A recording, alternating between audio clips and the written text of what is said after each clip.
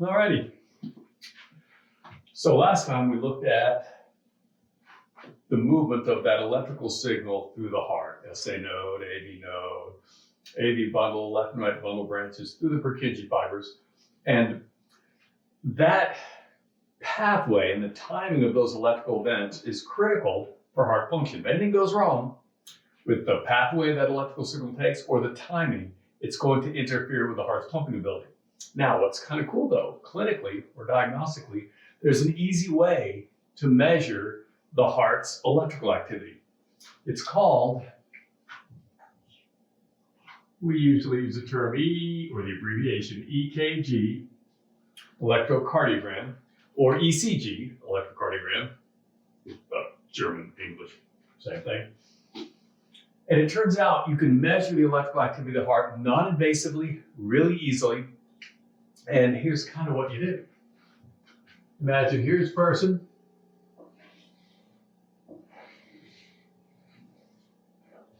Here's an arm. There's an arm.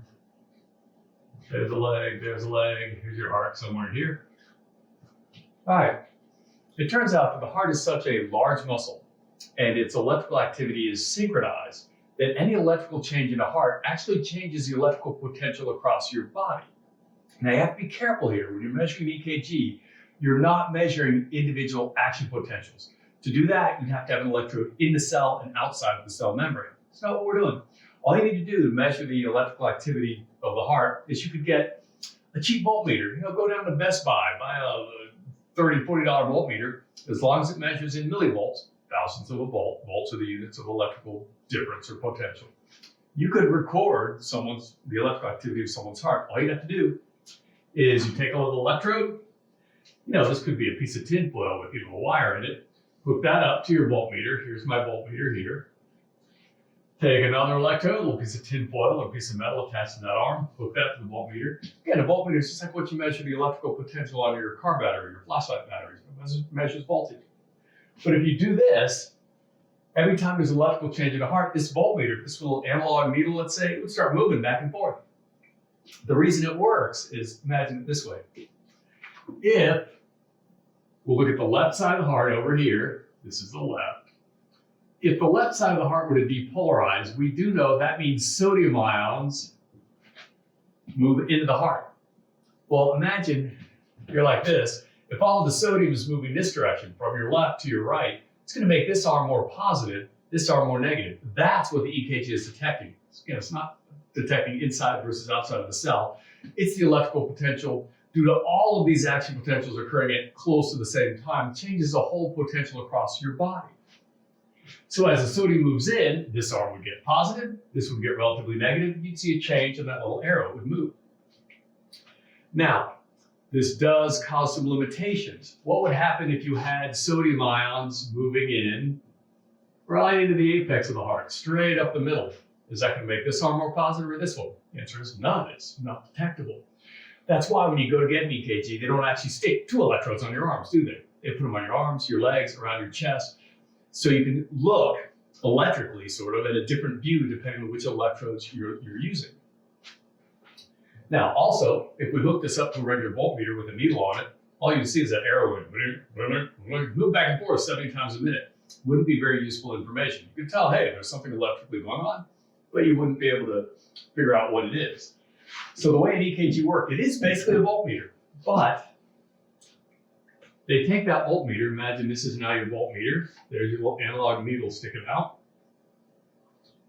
But instead of just a needle, imagine you just tape a pen to that arrow that's moving back and forth. The old EKGs, that's pretty much what they were. It was literally an ink pen stuck on a voltmeter, and it would move back and forth. Then you take a piece of paper, big roll of paper, and you run it under the pen at a preset speed. Most EKGs, by convention, the paper, whether it's virtual, the screen, or whatever you're using, about 2.5 centimeters per second. So there's a set speed. That's just a convention. So now imagine, use this part of the board here. Imagine that's your paper, this is your pen. Anytime there's an electrical change in the heart, you will see a deflection of the pen. They refer to these pen deflections as waves. So the paper's rolling underneath the EKG, the pen, and the pen's going up and down, kind of in and out of the plane of this board, and it's going to draw lines on the paper. Now, there's a lot more to it, of course. There's lots of different images you can get from different combinations of electrodes. But this picture right here, it's one I'll use. It's one most of your textbooks use. You want to learn more about it? You're a cardiologist, you go to many years of school for it. But this is sort of what a lead 2 EKG would look like. Lead 2, they just talk about, using arms, legs, arm. Which lead you use is lead 1, lead 2, lead 3. Those are the limb leads, they call them, arms and legs. And then you have chest leads as well. Not going to get in that much detail. But this tracing here is what you get, kind of a standard tracing from lead 2. And there are specific pen deflections in a normal heart. And these pen deflections or waves, they label them. This first one is a P wave. This little dip down here, Q wave, R wave, S wave, and this one over here, T wave. These are going to correspond, this corresponds to one heartbeat. So this is one electrical heartbeat. This is what you'd record in a normal heart. If the line is flat, all it means is there is no detectable electrical change. If there is an electrical change you detect, you'll get a movement either up or down in the pen. So if you think about this, right here, this is diastole, electrical, mechanical diastole. The heart's doing nothing. Then you notice this wave here. Well, what's the first thing that happens electrically in the heart? We talked about it last time. The SA node fires and an impulse moves through the atrium.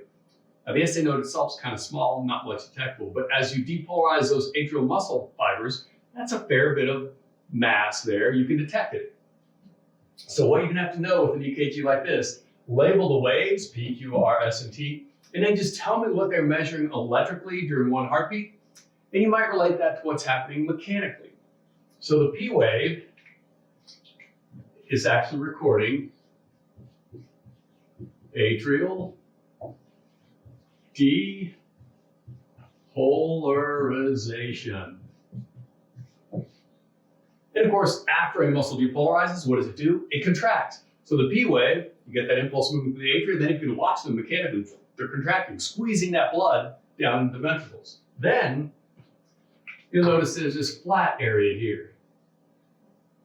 This flat area, what's happening there? Nothing you can detect electrically. Is anything happening? Yes.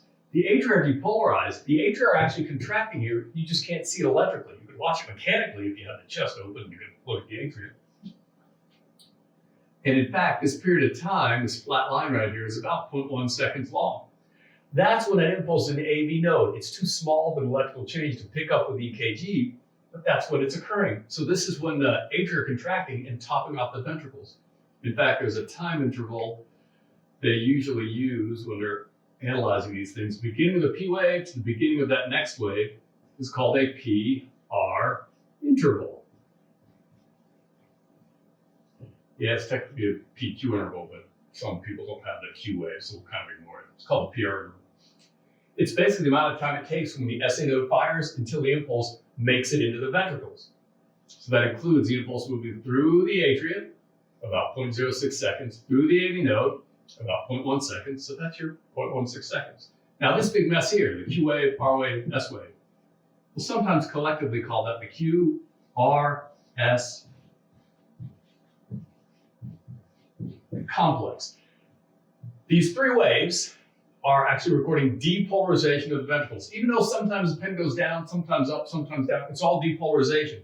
Remember, the ions are moving different directions as they go in the apex up towards the base. So they're moving different directions relative to those leads, which can make the pen go up and down. So we'll look at this QRS complex collectively, and what that is recording is ventricular depolarization. So now the impulse has made it through the AV node, it's into the AV bundle, and it's now going to rapidly sweep through the ventricles. This is pretty quick. And of course, after you depolarize the ventricles, what do? They're going to contract. So shortly after the beginning of this QRS complex, that's when you mechanically see the ventricles contracting. Then you got another flat line right here. Again, it's flat. That means there's nothing to record electrically. What's happening mechanically? These ventricles are actually still contracting. If you can watch them, they're squeezing out of blood. When does the muscle stop contracting? it's skeletal or cardiac. It contracts when it depolarizes. When does it relax? When it repolarizes. This last wave is called the T wave.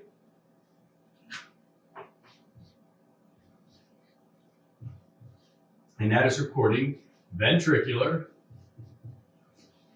repolarization. And after the beginning or onset of the T wave, that's when you see the ventricles relaxing. Now, there's kind of one thing electrically missing on here. The ventricles depolarize, contract, then they repolarize and relax. Atria, depolarize, contract. When do they repolarize? They do repolarize, they have to, or they never relax. You cannot see that on an EKG, basically because the atria repolarize sometime in here when the ventricles are depolarizing. Atrial repolarization is such a small electrical event that you don't notice it. It basically gets masked by that QRS complex. So what you'll need to do,